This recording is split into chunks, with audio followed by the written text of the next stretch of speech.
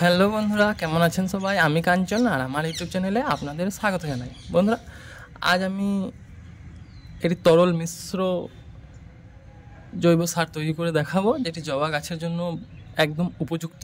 আপনার জবা গাছে যদি কুঁড়ি আসছে বা ঝরে যাচ্ছে বা কুঁড়ি আসছে না, জবা গাছ ঝিমিয়ে যাচ্ছে, হলুদ হয়ে যাচ্ছে পাতা, তো এই ভিডিওটি আপনি লাস্ট অবধি দেখতে থাকুন।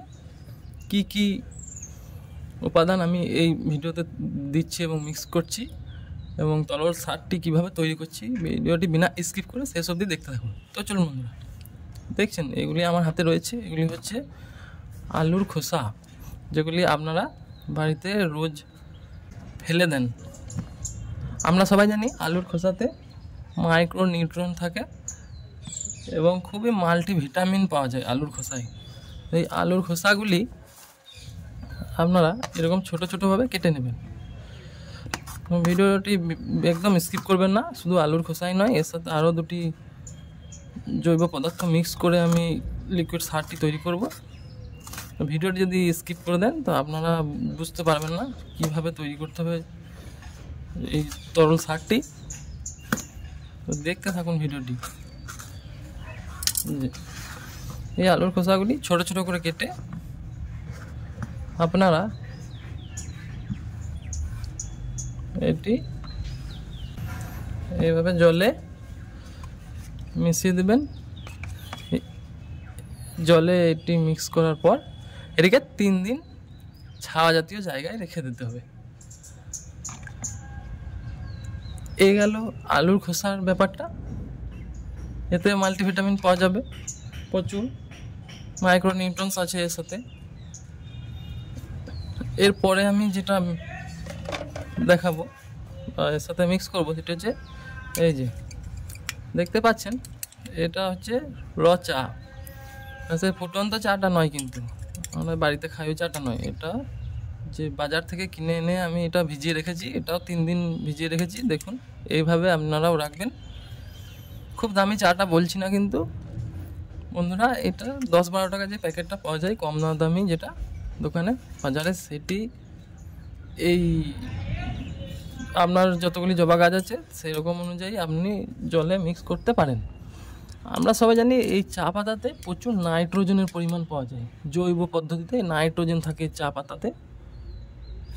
তো আমরা এই নাইট্রোজেনের সোর্সটি আর আলুর খোসাটি, মাইক্রোনিউট্রিয়েন্টস আর এই নাইট্রোজেনের সোর্সটি দুটি একসাথে একত্রিতভাবে মিক্স করব। পরে দেখাচ্ছি আমি। আর এর সাথে আরেকটা উপাদান মিক্স করব, সেটি দেখুন। ভিডিওটি একদম স্কিপ করবে না কিন্তু বন্ধু, না হলে কিছুই বুঝতে পারবেন না কোনটা মিক্স করলাম, কোনটা কি দিলাম। এই যে দেখতে পাচ্ছেন, এগুলি হচ্ছে কলার খোসা, 3-4টি কলার খোসা, আর 1-2টি আমি রোদে শুকিয়ে ভালোভাবে গুঁড়ো করে নিয়েছি মিক্সিতে দিয়ে। এই কলার খোসাগুলি একত্রিত দুটি মিক্সড যেটি ডাস্ট করবেন সেটিও অল্প পরিমাণ দিয়ে দেবেন। আর এই 3-4টি গোটা ছাল এইভাবে ভিজিয়ে রেখে দেবেন। এটি 4 দিন রাখবেন, আর বাকি দুটি 3 দিন করে রাখলেই হবে।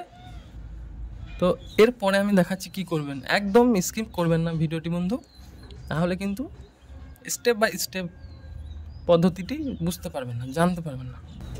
এরপরে এই ধরনের একটি বড় পাত্র নেবেন, দিয়ে এই 3টে মিশ্রণগুলিকে একত্রিত এইভাবে ছেঁকে নেবেন। এই যে আমি যেমন ভালোভাবে ছেঁকে নিলাম, এটা কলার খোসাটি ছেঁকে নিলাম। আমরা সবাই জানি কলার খোসাতে প্রচুর পরিমাণে পটাশিয়াম থাকে। তো এই কলার খোসাটি পটাশের কাজ করবে আমাদের জৈবভাবে। এই কলার খোসাটি খুবই গুরুত্বপূর্ণ জবা গাছের জন্য, সমস্ত গাছের জন্য কলার খোসা জলটি যদি দিতে পারেন, কিন্তু এই 3টি শুধু স্পেশালি জবা গাছের জন্য। জবা গাছে মিক্স করতে পারেন আপনারা। আর এই যে চা পাতার মিশ্রণটি, এটাও এর সাথে মিক্স করে দিলাম। আমি অল্প পরিমাণে করে দেখাচ্ছি আপনাদের জিনিসটা। যে আলুর ছালটি, এটিও মিক্স করে নিলাম। এরপরে গুরুত্বপূর্ণ একটি তথ্য, ভালোভাবে দেখুন ভিডিওটি কিন্তু একদম স্কিপ করা যাবে না। হ্যাঁ বন্ধু, ভিডিওটি শেষ অবধি দেখতে থাকুন, শুরু থেকে শেষ অবধি একদম, কিন্তু ভিডিওটি স্কিপ করা যাবে না। এই মিশ্রণটি একসাথে ভালোভাবে ছেঁকে নিয়ে এই যে তরল সার যেটি থাকবে এইটিকে আবারও 3 থেকে 4 দিন সেমিসেট এরিয়ায় রেখে দেবেন। দিয়ে তারপর থেকে এই মিশ্রণটি যতটা পরিমাণের তৈরি হবে আপনার, ধরুন 1 লিটারে যদি হয় এর সাথে আর 1 লিটার জল মিশিয়ে দেবেন। হ্যাঁ বন্ধুরা, বুঝতে পারলেন তাহলে? দিয়ে ওইখান থেকে এটি 100 মিলি সমস্ত জবা গাছের গোড়ায় দেবেন। ভালোভাবে জানুন, 100-র বেশি কিন্তু দেওয়া যাবে না, তাহলে হিতে বিপরীত হতে পারে, গাছের ক্ষতি হতে পারে। 100 গ্রামের বেশি কমও হতে পারে, কিন্তু 100-র বেশি যেন না হয়, এদিকে খেয়াল রাখবেন।